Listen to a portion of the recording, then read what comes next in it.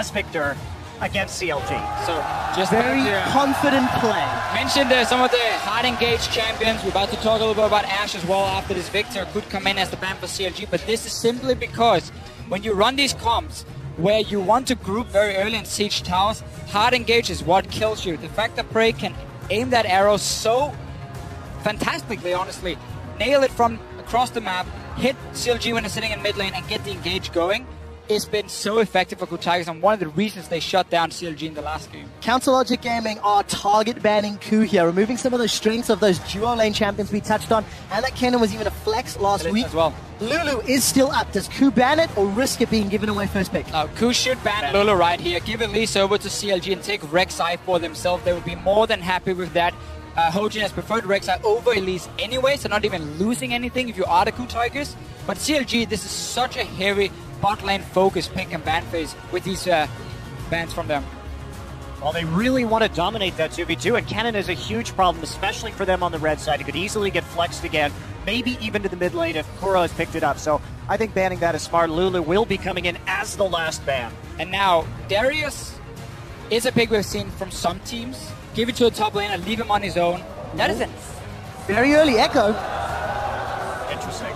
Don't think you needed to first pick that. And now, Smithy played Echo in Madison Square Garden in the LCS finals. Also picked it quite early, but that is different. That is pre-AP changes.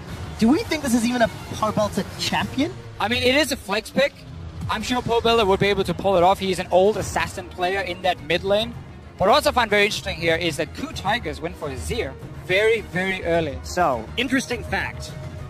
Kuro is 3-10 on Azir all time. It has been a pick that KOO has liked to take in this last year, but it's not one that they've ever been very successful with. And when we saw Pobelter's performance on Victor at Madison Square Garden, that leaves me feeling pretty comfortable, and there's the Veigar possibly. Yeah, so again, remember Echo is going to be a flex pick. You can still take it to the jungle if you want to. It is not as strong as it was before, but just having the flex option makes it stronger. This is a CLG siege composition. And you know what? I don't even think they care too much about Azir being picked away, because he's a champion who's rushing a Nash's Tooth. That means he has no MR against the Veigar. It's going to be like, well, I'm just going to stun you, and then I'm going to push your tower. We'll see if Pobelter can make that work. It has been banned against Counter Logic Gaming in 2 of their 3 games last week, so maybe using it in scrims. KOO Tigers, where do they go from here? And I need to find some way to get through Echo, through Veigar, and to Trist on that back line. Yeah, very early they've shown both solo laners for KOO Tigers. Obviously take away the Azir. It was such a big pick for Pobelter. And junglers have kind of fallen down the priority list, probably also because CLG can just take Echo in that jungle if they want to. Elise and Jinx, so a lot of scaling here for KOO. They're going to have a lot of time on their side, but I'm not seeing the greatest of wave clear. And where's the engage? Remember their game versus Flash Wolves. They had some issues engaging in that particular game. And this is another sort of engage-less composition so far. They can maybe get the Elise Cocoon and follow up on it. Malphite support, do it. Come on. Gorilla, we know you've been playing some fun things.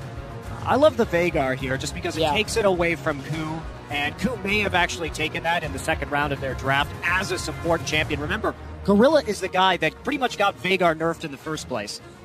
Overall, it just feels to me like CLG were kind of baiting this early Azir pick from KOO Tigers because they had the Veigar ready. Again, it was banned last time they played each other, but because KOO Tigers had to take away Mordekaiser, Gangplank, and Lulu, there was no room for target banning.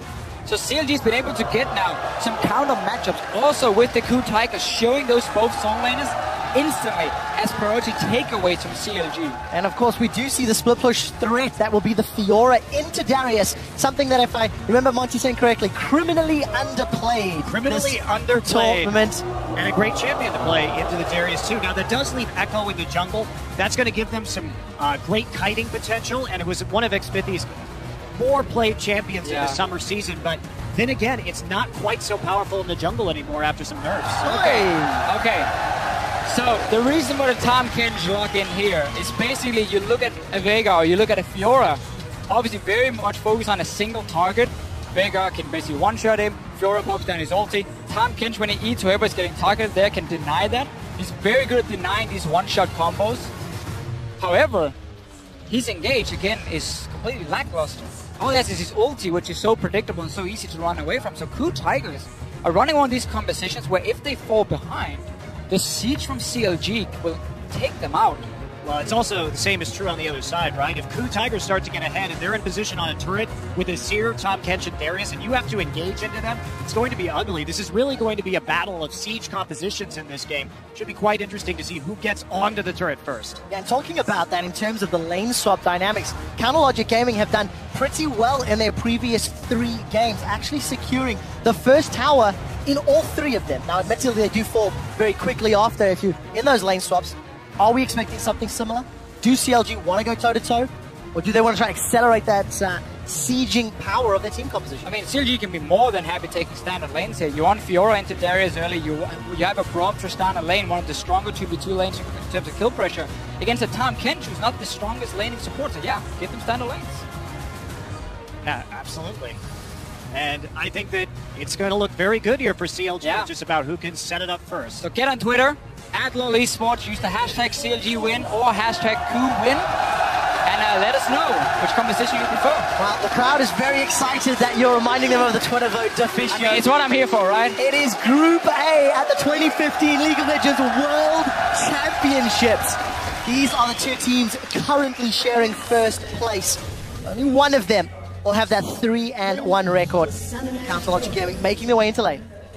So again, also with Poe Builder on this Veigar, one of the things he often is he can force you to take cleanse, and he can run a teleport.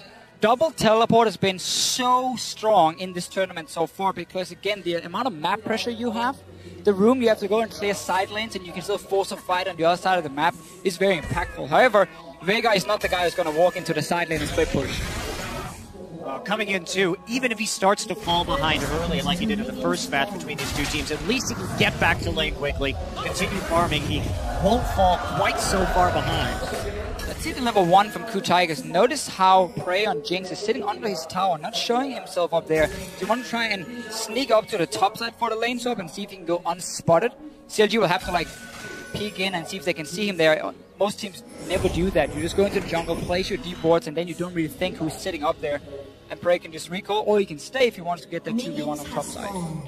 He did fake the recall there early on, so it looks like he will be sticking around. We'll see if CLG call this. They don't have a lot of information. You see Gorilla holding back right there, waiting for the minion wave before entering that lane.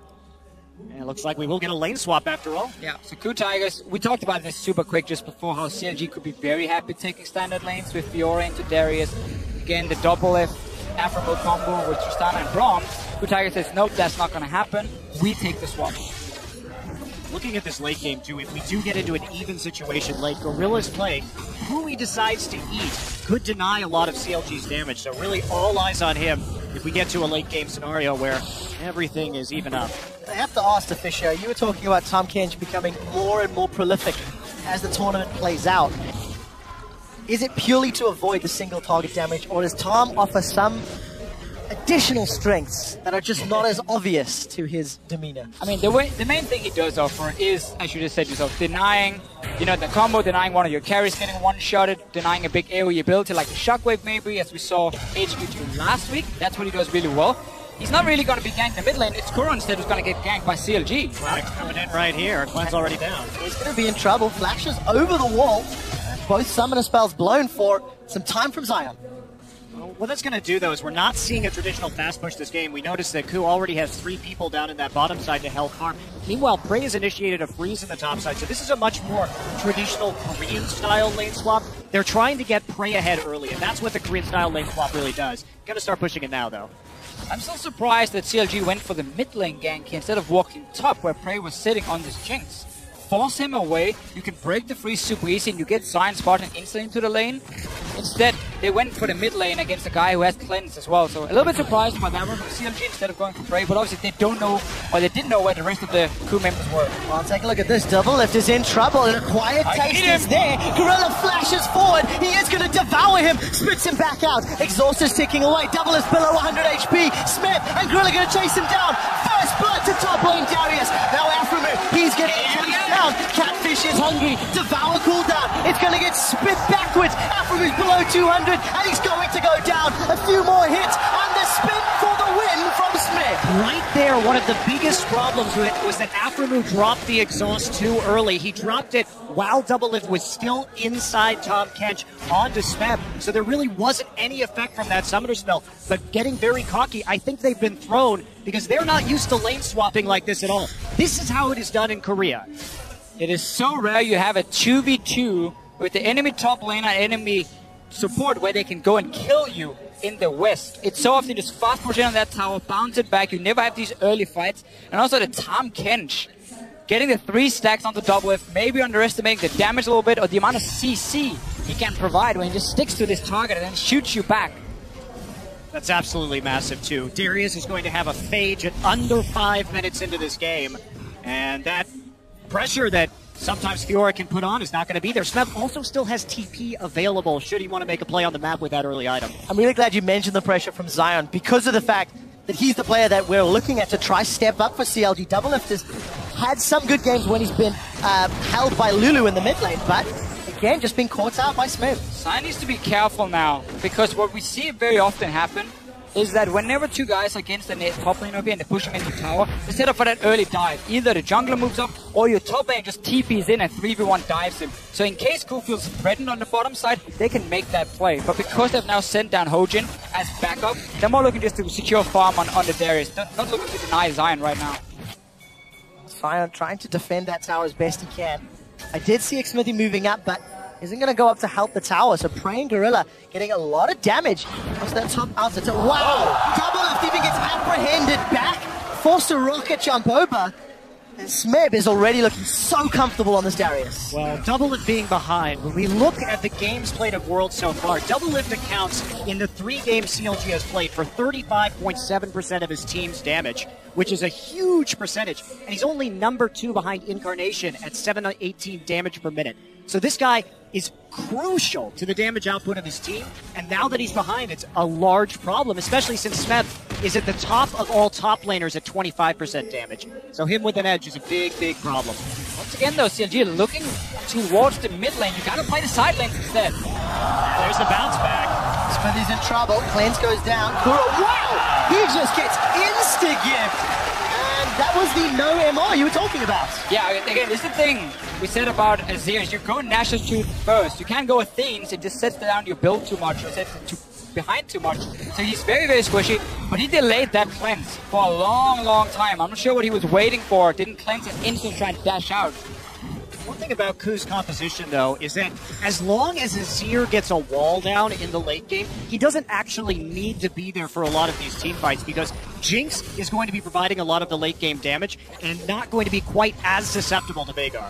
And just to go back to your point about Double Lift before here with the Tristana, another reason it's so important for CLG that they're winning the bottom lane is like when we watch Cloud9 play.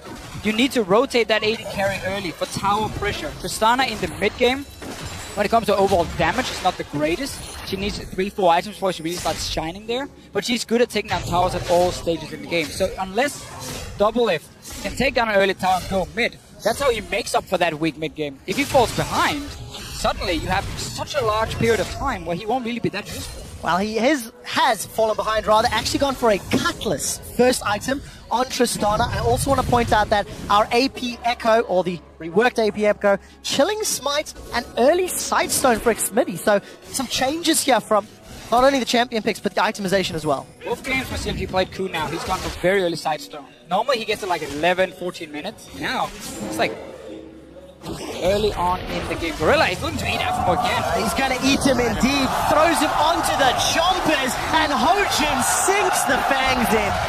CLG were not expecting the unbenched Kench. Such a great combo with Jinx. I mean, we saw this same combination coming in from HQ, but it was great in team fights, but they weren't so crisp in the laning phase, right? But eating him and then going straight into the chompers is brutal. It really is. And Monty, this is what you'd mentioned before picks and bans. How KOO could demonstrate something unexpected. This is great mastery of the Tom Kench Darius duo, and then playing around his CC. But CLG's really disrespecting Tom Kench. Like, there was no backup coming up, Double Lift getting in range, so Afremo could jump to him with his W or anything. No, just like, yeah, let him eat me. Shoots it back into the CC, at least shows up, and very easy for KOO Tigers with all 3 kills for Gorilla to get in range, get the stacks down, which normally is so difficult on the Tahm Kench, which is so slow. KOO Tigers doing just a wonderful job of chaining objective into objective right now. Take down that bottom turret. They're fine in the top lane. Smeb is just safely farming up. He knows that Smithy's in his side of the jungle, so he's playing back, playing passively. Smithy not really having an option here besides getting that red buff. They see him there at the Raptors, immediately go for the Dragon. So KOO's starting to snowball in a pretty big way. Really are accelerating ahead as we're getting to that 10-minute mark. Let's see how Doublelift and Afro decide to bounce back. They're down in CS, down in kills and assists. They've lost their tower as well, so it's even unsafe for them to farm. And while all that's going on, Zion now has to deal with a 2-0 Darius up top as well. It's difficult all across the map. So now that CLG is in a position where basically the way to get back in the game, the way to get gold is again by taking down some of these early tier 1 towers. You're gonna have to need to switch your jungle attention from the top side of the map to the bottom side. So we need them to push it out here with Tristana and Braum, have X-Mixed in, roam around bottom side, place a few deep wards, and allow Doublelift to get to this tier 1 tower and kill it. So you can then rotate to mid and use Popel's massive stun to create that zone or one-shot someone. And is that all? Is that all they've got to do? Yeah, it's sufficient. I mean, it sounds so simple. Also, while you're hoping that CLG does that, the alternative is Jinx no slouch in terms of pushing down towers herself, so they can always be one tower ahead, and look at that. Oh, Zion's in so much trouble. He'd used his riposte earlier, anticipating the dunk, and it didn't come down. CLG, they're going all in. The Chompers are going to catch them. The Super Mega Death Rocket does the splash, and Gorilla gets out. That Grey Health tankiness is so effective. We do see the Chrono Break as Smithy goes back. Here comes the kill. It's secured by Smithy. It's 4-on-3, but CLG are low. That is good. Bray getting excited for the double kill, and Hojin should secure 1-4 for the team. A 4-for-1 trade. We just talked about the call here that CLG were trying to make. Okay, player on the bottom side. Look at the ping boards in the river. Look at the D board they just placed. The problem is, this Tahm Kench is winning the game for KOO Tigers because look how much time it takes for CLG to hit Gorilla. Gray HP comes in, so he's not even about to die yet. And he stays alive when Prey's about to die. Nope. He just numbs him in. Like, yeah, you're not gonna die, my friend. Don't worry. He's not gonna one-shot you just yet. So he has to use it on the support. That pops out at the end, and even though CLG was faster, we did see Doublelift get tied up by a Cocoon at the start of that fight. Hojin choosing to pick on the Tristana, and then Kuro's just there for the cleanup. So very clean play from the KOO Tigers coming in and denying that. But man, this Tahm Kench is huge. And you know, you and I were talking about this before the game. Tahm Kench is really good right now, and this is why. He offers so much more as well, other than just being so annoying and denying your AD carry from dying. We just saw how he could be a bit aggressive in the 2v2, how he can stick to targets. He's hard to take down early game for these AD carries. Let's see what happens top though. Zion's button is going aggressive. Zion's going down. Well, manages to lunge out towards the tower. That's it, thanks to Fisher. You got me covered.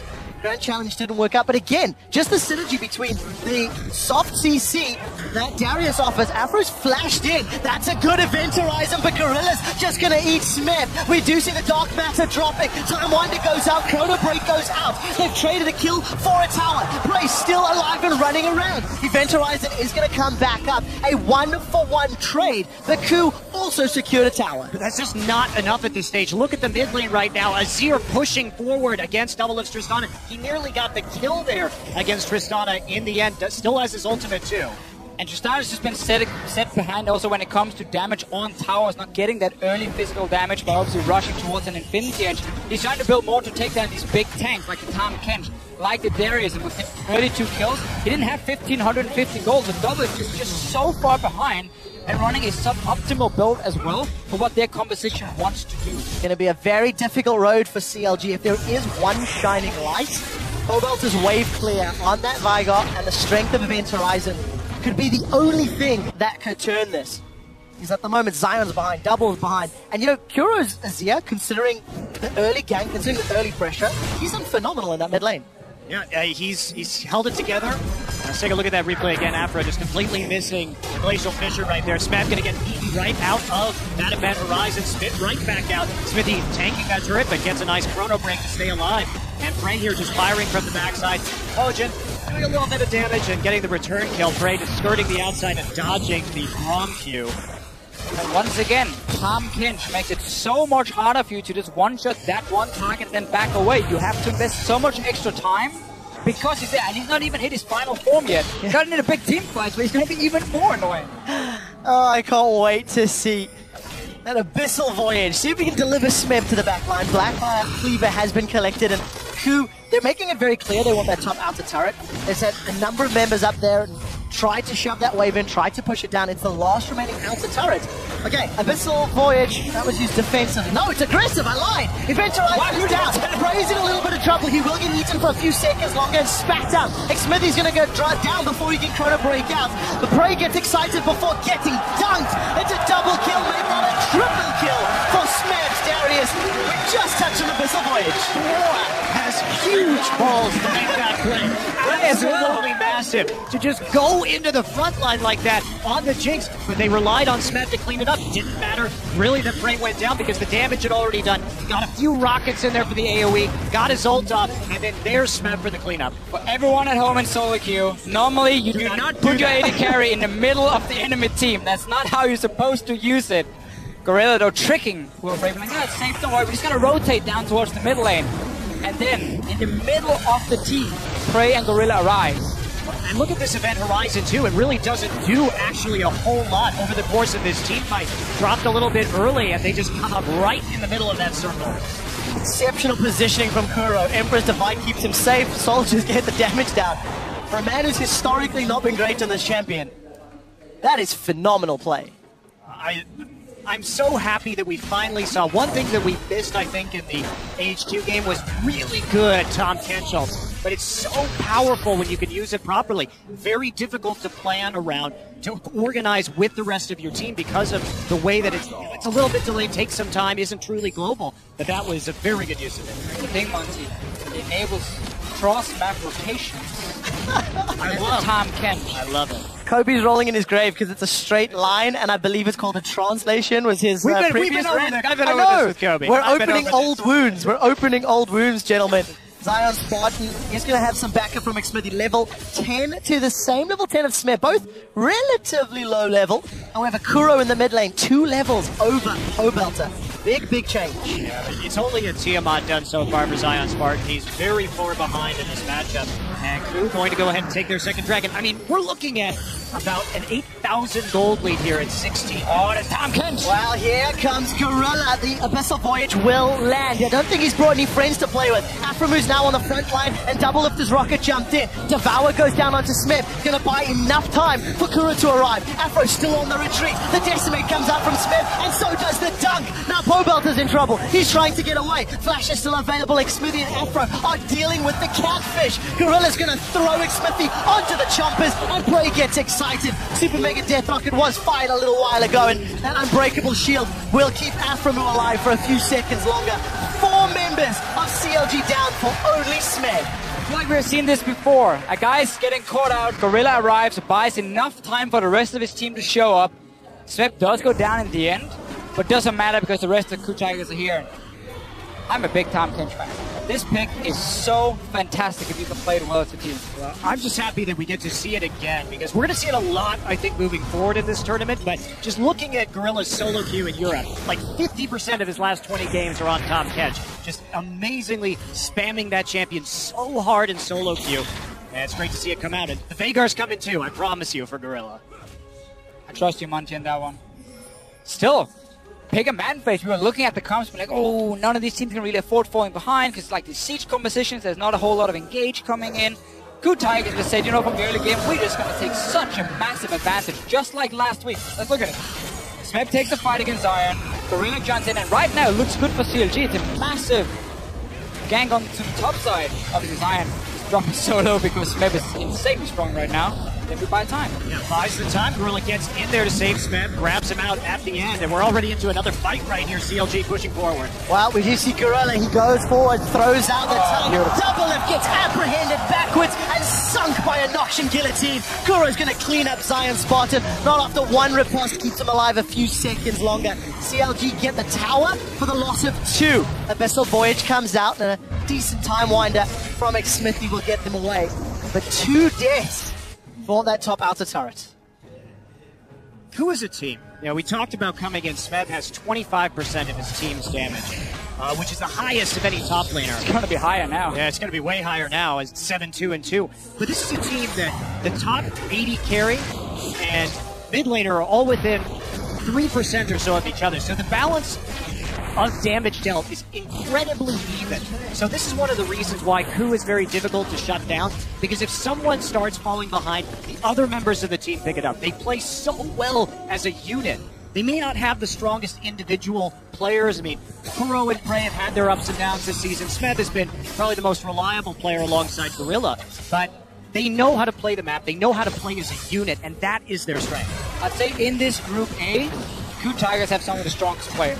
And that's why they can have these games where, despite not normally being a good early game team, they can punish you so hard if you make mistakes. This game, it all started in the lane swap, where suddenly in the bottom lane, Gorilla and Smeb together gets a 2v0 kill, 2v2 kill, I guess, onto CLG. They take 2 kills for it, over to Smeb. He gets so far ahead in this game, and then suddenly CLG just start falling apart. CLG have basically collapsed. This is the second largest gold lead at 20 minutes of any match this tournament. The only one greater was EDG versus Bangkok Titans. Double of the Afro. Gonna try team up here on Hojin, but here comes Smith. It is 3v2, and Gorilla on the Kench is far, far away, but KOO is not. Emperor's Divide will split them in two. Smith's got one, Hojin's got another, and now the Super Mega Death Rocket splashes. McSmithy's forced to retreat. Pobelter and Zion are on the wrong side of the map, and Zion's not gonna get anything back. 4 for 1. Again!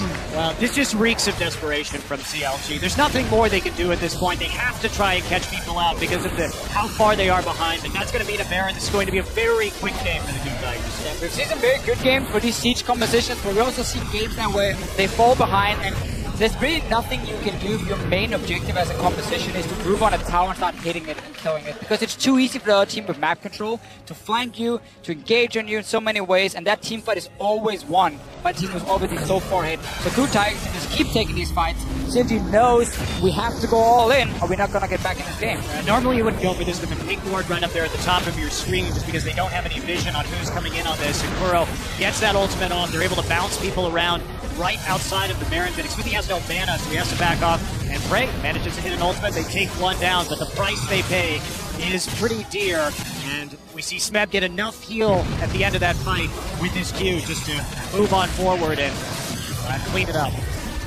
Oh, great play with the Baron now. Baron power play enabled. The average team will get around 3.3 thousand gold during the course of this Baron.